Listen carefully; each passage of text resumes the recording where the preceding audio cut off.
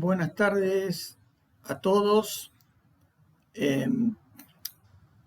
Quiero presentar o voy a presentar a la escribana María Celeste Ghione, profesora asistente de notariado, profesora adscripta desde hace ya varios años de nuestra cátedra, que va a dictar hoy una clase especial sobre un tema también de su especialidad, como es la hipoteca, el derecho real de hipoteca. Así que los dejo con la escribana Ghione, que de este modo va a desarrollar su disertación. Muchas gracias. Como decía el doctor, ustedes estuvieron viendo en las clases previas la parte general de derechos reales de garantía, que les debe haber llevado algunas clases porque tiene las cuestiones más importantes y son aplicables a todos los derechos reales de garantía. Por lo tanto, todo lo que estuvieron viendo, principalmente los temas más importantes, especialidad en cuanto al objeto, en cuanto al crédito y demás, los caracteres esenciales, el carácter natural de indivisibilidad, todo eso es aplicable al derecho real de hipoteca, que el Código Civil y Comercial los regula en unos pocos artículos, justamente porque ya le son aplicables todas las cuestiones de derechos reales de garantías en general. Les brinda un concepto el código en el 2205,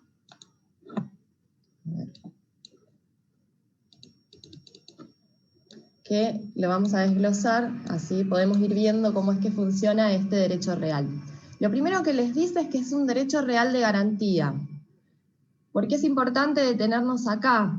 Porque decir que es un derecho real, como ya saben de parte general, implica que el titular tiene una relación directa con la cosa, lo cual adquiere importancia en la hipoteca porque no hay desplazamiento del objeto gravado, es decir, el inmueble sobre el cual recae la hipoteca va a continuar en poder del constituyente, del titular, del dueño. El acreedor hipotecario no va a tener la posesión. Y es un derecho real de garantía que, como ya les venía diciendo, se le van a aplicar todas las normas generales, las que tienen en los artículos 2184 y siguientes.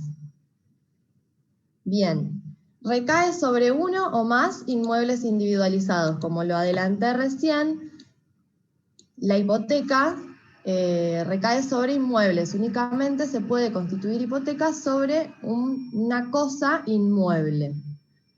En este punto se le hace una pequeña crítica a la definición en cuanto a que olvida que también puede recaer excepcionalmente sobre un derecho, como es el caso de la superficie.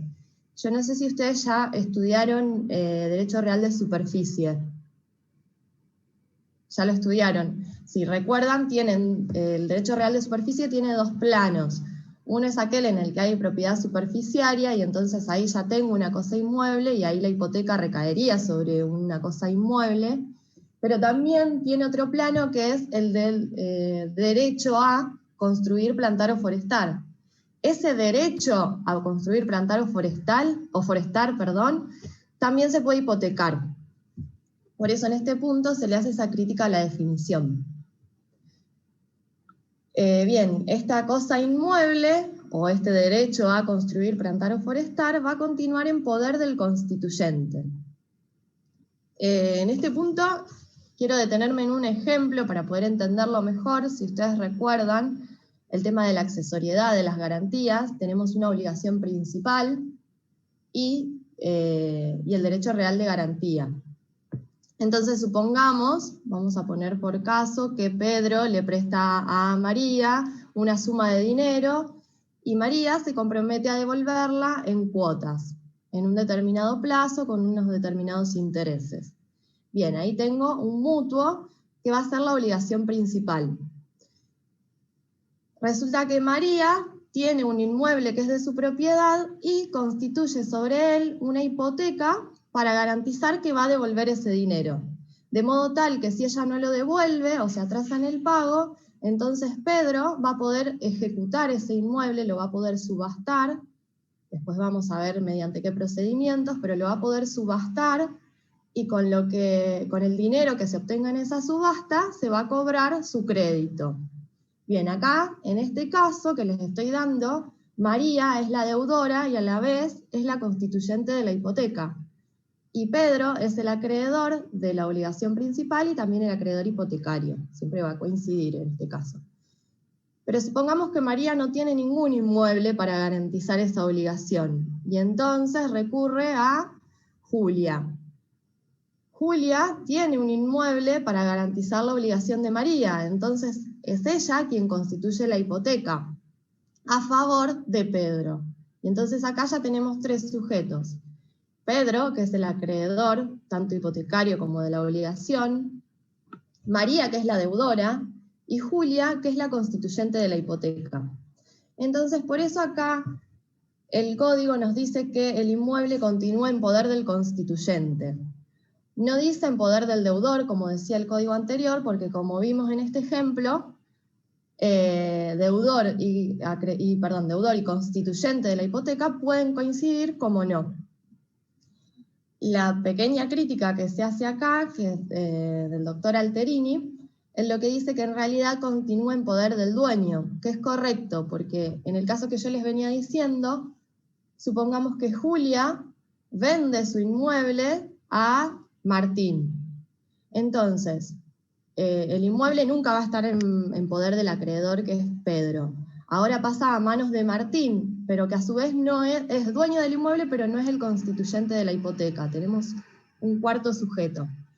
Por eso, lo que dice Alterini, que en rigor de verdad, el inmueble continúa en poder del dueño, que bien puede ser el constituyente de la hipoteca o no. Bien, el código continúa con las facultades que tiene el acreedor. Y les dice que otorga al acreedor ante el incumplimiento del deudor, es decir, las facultades las va a tener Pedro frente al incumplimiento de María, en el ejemplo que estamos dando. Derechos de persecución y preferencia. También una crítica no menciona el derecho de ejecutar, que es el más importante, pero subyace en toda la definición. Bien, derechos de persecución y preferencia, que algo ya han visto en parte general.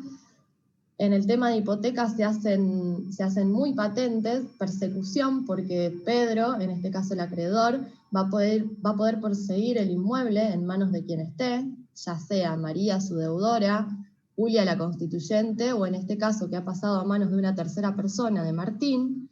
Bueno, Pedro va a poder perseguirlo de manos de quien esté el inmueble. Es decir, que frente al incumplimiento de María, que es la deudora, Pedro va a poder ejecutar a Martín. Y preferencia, por cuanto va a ser preferido frente a los demás acreedores que no tienen un privilegio especial.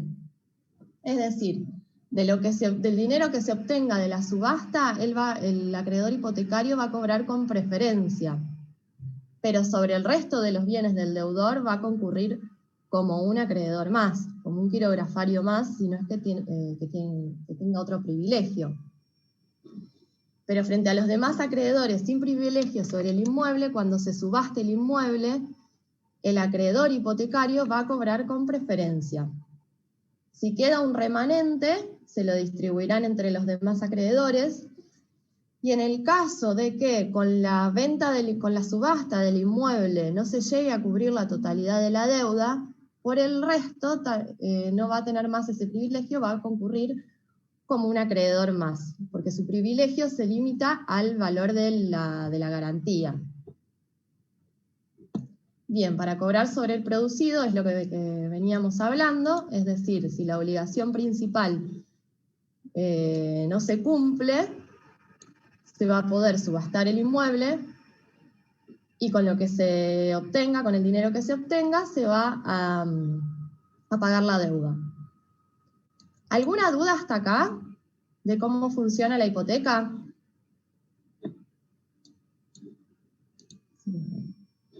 No, ninguna. Bárbaro. Bien, hasta ahí el funcionamiento de la hipoteca. Ahora vamos a ver quiénes son los sujetos legitimados para constituir una hipoteca. También se los menciona el código en el artículo siguiente, 2206, y les dice expresamente que pueden constituir hipoteca los titulares de los derechos reales de dominio, condominio, propiedad horizontal, conjuntos inmobiliarios y superficie. Los titulares de esos derechos son quienes van a poder constituir hipoteca. En primer lugar, titulares de los derechos reales de dominio, y en este punto, como la ley no diferencia, como el código no diferencia si estamos hablando de dominio perfecto o imperfecto, tenemos que entender que se está refiriendo a ambos tipos de dominio. Ya sea el perfecto, que es aquel que, como ustedes ya saben, de parte general, le otorga al titular las facultades de usar, gozar, disponer material y jurídicamente de la cosa. De los derechos reales es el que tiene más amplias facultades. Bien, en este caso no hay dudas, el titular del dominio perfecto puede constituir hipoteca sobre su inmueble. ¿Qué pasa con el dominio imperfecto? Que, como recordarán, es aquel revocable, fiduciario o desmembrado. El revocable, el que está sujeto a condición o plazo resolutorios, que cuando se cumple el plazo resolutorio o acaece la condición, el dominio se extingue y revierte al dueño original. Bien, en este caso, en el caso del dominio revocable, se entiende que sí, se puede constituir hipoteca, pero una vez ocurrido el plazo resolutorio o la condición resolutoria, como el efecto, como la reversión es retroactiva, entonces esa hipoteca va a caer junto con el dominio revocable. Es decir, si supongamos el caso de una donación con derecho de reversión, que como ustedes no sé si recuerdan, es aquella por la cual el donante se reserva la facultad, o no, en realidad no se reserva, la cláusula implica que si muere el donatario antes que el donante, el dominio revierte al donante, en vez de pasar a los herederos del donatario, con algunas otras variantes que no vienen al caso. Bueno, eso es una condición resolutoria. Entonces, si resulta que el donatario había constituido una hipoteca y fallece antes que el donante, el dominio revierte automáticamente al donante, sin necesidad de ningún tipo de declaración al respecto. Revierte automáticamente. Y el derecho de hipoteca se va a extinguir, justamente por este efecto retroactivo. Salvo que, como regula el 1568 del Código Civil, el donante haya prestado conformidad a esa hipoteca. Y entonces, en el caso de que ocurra la condición resolutoria de muerte del donatario antes del donante, el dominio revierte al donante, pero le va a ser oponible la hipoteca que él consintió. Eso en cuanto al dominio revocable. En cuanto al desmembrado, quien tiene la facultad de hipotecar es el nudo propietario, no el usufructuario, ni obviamente el usuario, ni el habitador, que tampoco puede constituir derechos reales. Pero justamente el usufructuario no es uno de los legitimados para constituir para constituir hipoteca. No se puede, el usufructo, si bien se puede embargar, no se puede hipotecar. Quien puede hipotecar el inmueble es el nudo propietario. Pero el usufructo anterior a la hipoteca le va a ser oponible al comprador en subasta. Es decir, que si, llegado el caso de que el deudor de la obligación principal incumpla y hay que subastar el inmueble, el adquirente en subasta va a tener que respetar el derecho real de usufructo constituido. El doctor prendió la cámara, no sé si quería hacer alguna acotación a esto. Bueno, bien. No me voy a meter mucho más en este tema del usufructo, porque si no, no vamos a llegar a dar otras cuestiones importantes. Pero sepan, sí, y es importante, que el legitimado es el nudo propietario para constituir hipoteca. El usufructuario no puede constituir derecho real de hipoteca. Y finalmente, dentro del dominio imperfecto tenemos al dominio fiduciario, que obviamente tiene todas las facultades del dueño perfecto, pero sujetándose a lo que diga el contrato de fideicomiso. Es decir, en principio, el fiduciario puede constituir hipoteca sobre un inmueble que forme parte del fideicomiso, salvo que se lo prohíba el contrato o que haya determinadas condiciones, como por ejemplo que se solicite la aprobación del fiduciante o del beneficiario y demás. Bien, ahora sí, pasamos a condominio.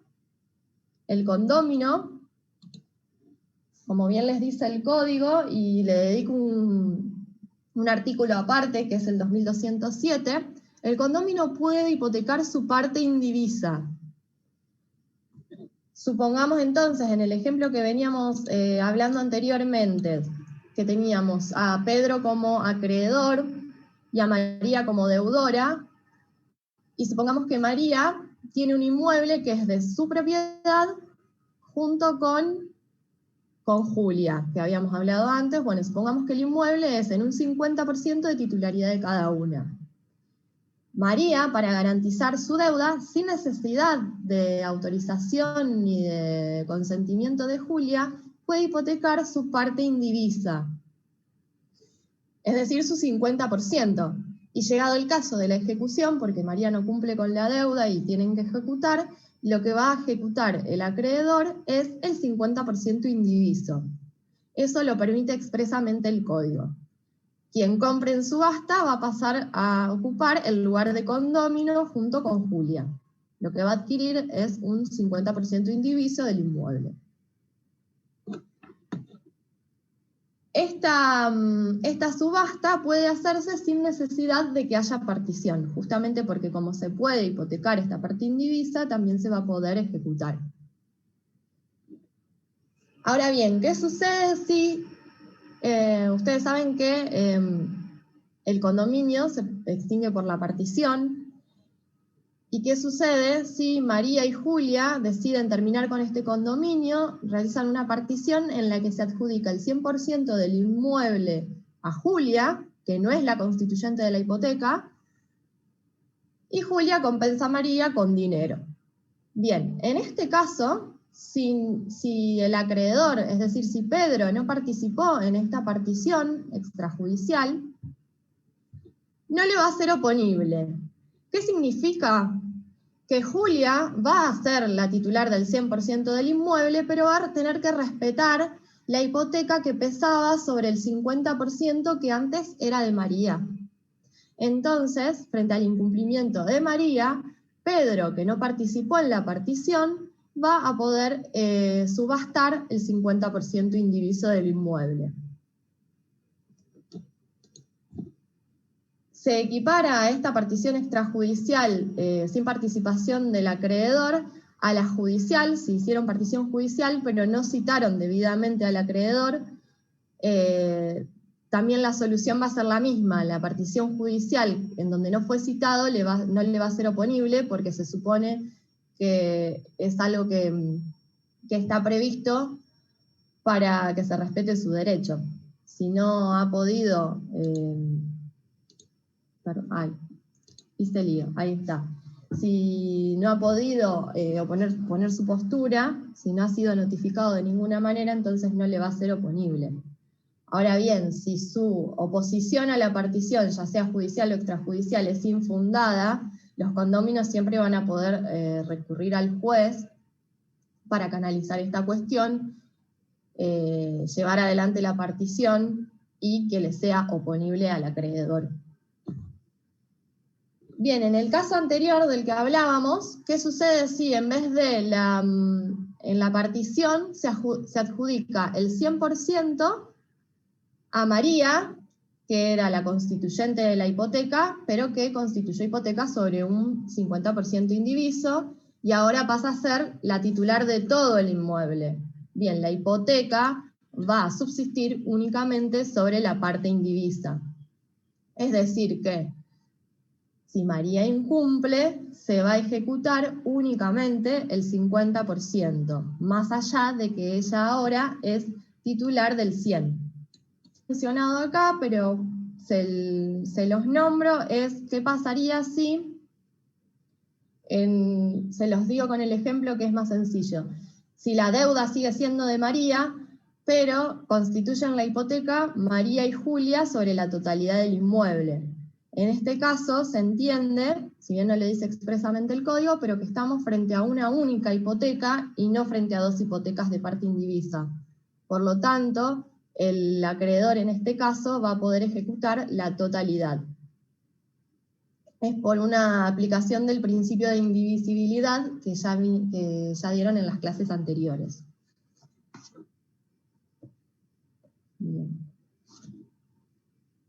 Pasamos a la PH, no tiene mayor complejidad. El titular de una unidad funcional puede hipotecarla, no necesita de la conformidad de los demás propietarios de unidades funcionales, ni del administrador, ni de nadie. Y bueno, obviamente esa hipoteca se va a extender a su participación en las cosas y partes comunes, y si la hubiera, a la unidad complementaria. El caso de los conjuntos inmobiliarios, que también lo menciona el código como un legitimado para constituir hipotecas, no sé si ustedes ya estuvieron viendo, pero hay un inconveniente en este sentido en el código que titula conjuntos inmobiliarios a todo el título sexto, perdón, al capítulo 1, y luego los divide en conjuntos inmobiliarios, tiempo compartido y cementerio privado. Entonces, en este punto queda la duda, entre comillas, de si cuando habla de conjuntos inmobiliarios se refiere a los tres casos o solamente a los conjuntos inmobiliarios en particular. Sí, en particular. Pareciera que se refiere únicamente a los conjuntos inmobiliarios en particular, porque respecto de los cementerios privados, el 2104 expresamente establece que no puede gravarse con derechos reales de garantía a los cementerios privados. Y respecto del tiempo compartido, si lo vemos del punto de vista del usuario, ese derecho, que muchos critican que sea tratado como derecho real, no tiene la consistencia como para ser base de una hipoteca. El único caso sería si el dueño que afectó su inmueble a tiempo compartido, que por el 2091 conserva la facultad de hipotecarlo. Y finalmente, el último legitimado para constituir hipoteca es el superficiario, el titular de un derecho real de superficie, que como ya les había dicho antes, puede hacerlo sobre cualquiera de los dos planos, sobre el derecho a construir, plantar o forestar, o sobre la propiedad superficiaria, es decir, sobre lo construido, plantado o forestado, si es que existe. Bien, hasta ahí los legitimados. Lo último que me resta decirle en cuanto a legitimación es que la hipoteca es constituida a non domino, es decir, por quien no era titular de uno de estos derechos reales sobre el inmueble sobre el cual constituyó la hipoteca. Bueno, es convalidable porque se aplica el principio general del 1885. Esta aclaración viene a colación de que en el Código Civil Vélez expresamente prohibía la convalidación en el caso de la hipoteca constituida a non domino. Bien, eso ha cambiado, no dice nada el Código Civil y Comercial específicamente en cuanto a hipotecas, por lo tanto, tenemos que aplicar el principio general. ¿Hasta acá se viene entendiendo? ¿Tienen alguna duda? No, ninguna, por lo menos yo. Bárbaro. Bueno, vamos ya pasamos al acto constitutivo. La hipoteca se va a constituir por lo que llamamos contrato hipotecario, y tengan bien en cuenta, bien en su mente, la separación entre obligación principal y el acto constitutivo de la hipoteca. Son dos actos jurídicos diferentes, que si bien están estrechamente relacionados, no dejan de ser separables y diferentes. En cuanto a la forma, en el 2208, el Código Civil y Comercial les dice que la hipoteca debe constituirse por escritura pública. Bien, esta forma, ¿para qué se exige? Si recordamos la clasificación de los actos en cuanto a su forma, un breve repaso: teníamos actos formales solemnes absolutos, que son aquellos en los cuales si la forma no se cumple, son nulos y no pueden convertirse ni subsanarse. Es el caso, por ejemplo, de las donaciones de inmuebles, en donde si no son hechos por escritura pública, no puede luego demandarse su escrituración. Tenemos los actos formales solemnes relativos, en los cuales la forma se exige para su validez, pero si no se cumple, provoca una suerte de conversión material del acto, que no fue extendido en la forma exigida, y se convierte en un acto por el cual las partes están obligadas a elevarlo a la forma exigida, ya sea por la ley o por voluntad de las partes. Es decir, se genera la obligación de cumplir con la forma. No produce efectos propios, pero sí produce otros efectos que son estos. Y si alguna de las partes fuera renuente en extender la escritura pública o la forma que la ley exija, puede supletoriamente hacerlo el juez. Es el típico caso del boleto de compraventa, de compraventa de inmueble. La compraventa inmobiliaria, por el 1017 inciso A, tiene que ser hecha por escritura pública. Si las partes celebran un boleto de compraventa, que como saben es un instrumento privado, y luego alguna de ellas no quisiera escriturar, la otra parte puede recurrir al juez y demandar la escritura. Finalmente tenemos actos formales no solemnes, que son aquellos en los cuales la forma se exige únicamente para su prueba. Bueno, yo les iba a preguntar qué piensan que es la hipoteca, pero ya tienen el dedito acá, en donde les dice que justamente se trata de, en el caso de la hipoteca, la forma se exige siendo un acto formal solemne relativo. ¿Por qué? Porque obviamente las nulidades son de interpretación restrictiva, y cuando el código quiere que una forma se exija para la validez, para la existencia misma del acto, siempre dice bajo pena de nulidad, bajo sanción de nulidad. En este caso simplemente dice que la hipoteca se constituye por escritura pública, excepto expresa disposición legal en contrario. Pero no hay sanción de nulidad. Por lo tanto, tenemos que entender que si una hipoteca se constituyera por instrumento privado, cualquiera de las partes puede demandar su escrituración. En cuanto al contenido, tienen algunos, bueno, obviamente son de aplicación en este punto, de especial aplicación en este punto, las normas que estuvieron viendo. En cuanto a convencionalidad, especialidad del objeto, especialidad del crédito, accesoriedad e indivisibilidad. Todo eso tiene que estar presente en el acto de constitución de la hipoteca, es decir, en la escritura. No me voy a detener acá porque ya lo estuvieron viendo. Agrega una norma particular en el código que tiene que ver con la especialidad en cuanto al objeto, y les indica cómo tiene que estar determinado el inmueble. Esto lo tienen en el 2209.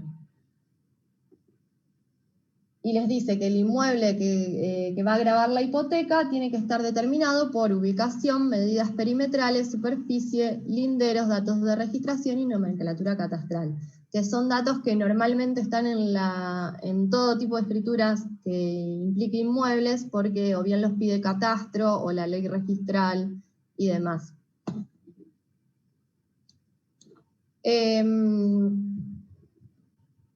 Falta una cuestión acá, no sé si está en inscripción, que es el contrato hipotecario celebrado entre ausentes, que lo tienen también en el artículo 2208. Como recuerdan, los contratos tienen una oferta y una aceptación. que pueden ser concomitantes o puede ser que primero esté la oferta y la aceptación esté diferida o se dé en un tiempo posterior. En la hipoteca lo prevé el 2208 esta posibilidad, que haya oferta de hipoteca y posterior aceptación por parte del acreedor hipotecario. Lo que exige en este punto es que en ambos casos se cumpla la formalidad, es decir, la oferta debe constar en escritura pública y la aceptación también. Van a tener 2 escrituras. Y toda la cuestión de prioridad registral en cuanto a la inscripción, es decir, la solicitud de certificados va a tener que hacerse al momento de la aceptación. En cuanto a la inscripción del acto, de la escritura pública que contiene la hipoteca, antes quería hacerles otra aclaración en cuanto a la forma. Que como yo les dije al principio, tengan presente la separación entre obligación principal y constitución de la hipoteca. La obligación principal y la constitución de la hipoteca pueden estar en el mismo instrumento, es decir, que van a tener que estar en la escritura pública. Por ejemplo, un mutuo que se garantiza con hipoteca y ambos contratos se van a encontrar en la misma escritura. O bien puede pasar que, como el caso del mutuo que no exige la forma de escritura pública, pueda extenderse por instrumento privado y luego la constitución de la hipoteca se hace por escritura. Eso es perfectamente posible. Siempre que la hipoteca esté por escritura pública, con la obligación principal, si no requiere una forma determinada, puede encontrarse en instrumento privado. En este caso, como les decía, un mutuo.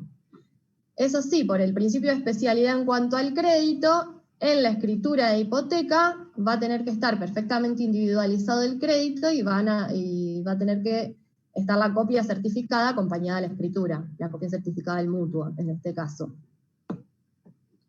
Bien, la inscripción, como se trata de un derecho real sobre inmueble, obviamente accede al registro de la propiedad. Si recuerdan de parte general, teníamos título y modo. En este caso modo no tenemos porque no hay tradición, porque el inmueble continúa en poder del constituyente o del dueño. Pero sí tenemos el título, que es la escritura, y ahí ya tenemos el nacimiento del derecho real. Pero para que sea oponible a terceros, y en este caso va a ser muy importante porque puede haber otros acreedores, y para hacer valer el privilegio, la escritura va a tener que estar inscripta en el registro de la propiedad. Hace a la prioridad, bueno, como les venía diciendo recién, porque puede haber otros acreedores, y para que les sea oponible, tienen que inscribirla, salvo los negocios sobre el rango, que los tienen en el artículo 19 de la Ley Registral Nacional. No sé si detenerme en este punto, porque creo que si no, no vamos a llegar con otros temas. Pero bueno, sepan que existen negocios sobre el rango, como puede ser permuta, posposición o coparticipación o reserva, por medio de los cuales se altera la prioridad registral. Es decir, que una hipoteca que ingresa en determinada fecha puede ser que por uno de estos negocios sobre el rango termine teniendo prioridad sobre otra que ya se encuentra inscripta. No me quiero detener mucho más en esto, pero sí vean el artículo. En cuanto a la caducidad de la inscripción, esto está también en el Código Civil y Comercial,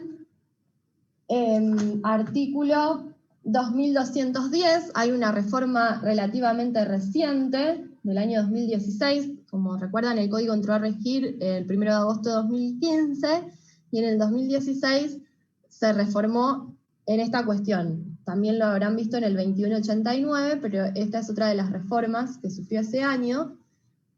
Antes, la inscripción registral caducaba a los 20 años. Desde el 2016, ese plazo se extendió a 35 años. Tengan en cuenta que la caducidad es de la inscripción, no de la hipoteca. Es decir, si vencido el plazo de 35 años sin que se haya renovado, lo que pierde la hipoteca es su estado registral y su oponibilidad a terceros, pero puede ser que, porque no se ha extinguido la obligación principal, la hipoteca siga existiendo, más allá de que no es oponible a terceros. Como les adelanté recién, se puede renovar el plazo, pero antes de que venza. Es decir, si antes de que se cumplan los 35 años desde que se inscribió la hipoteca, el acreedor solicita que se renueve el plazo, esto lo puede hacer perfectamente y se va a extender la misma prioridad que tenía cuando ingresó la hipoteca hace 35 años atrás. Una vez que venció el plazo, también puede pedir que se vuelva a inscribir la hipoteca, pero la prioridad registral va a estar dada por esta nueva fecha de ingreso. Es decir, que si se le venció el plazo y en el medio había otros acreedores, a esos acreedores no les va a ser oponible la nueva inscripción de la hipoteca, más allá de que el acto constitutivo date de 35 años atrás. Este cambio de plazo de 20 a 35, que se discute en doctrina, qué pasa con las hipotecas que estaban inscriptas antes de este nuevo plazo y que fueron inscriptas bajo el plazo de 20 años, se discute si el plazo de 35 años se aplica automáticamente o no, o esas hipotecas que estaban inscriptas antes van a vencer también a los 20 años. Es una cuestión que depende de cada registro. El registro de Rosario, hasta donde yo tenía entendido, se inclinaba por la postura de los 20 años.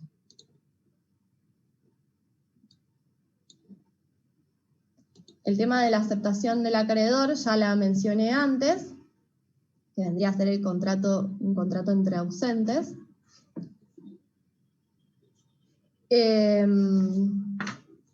Y bueno, lo de la inscripción, también ténganlo en cuenta porque es súper importante. Ya saben que si bien el derecho real nace fuera del registro, para la oponibilidad a terceros interesados y de buena fe es necesaria su inscripción.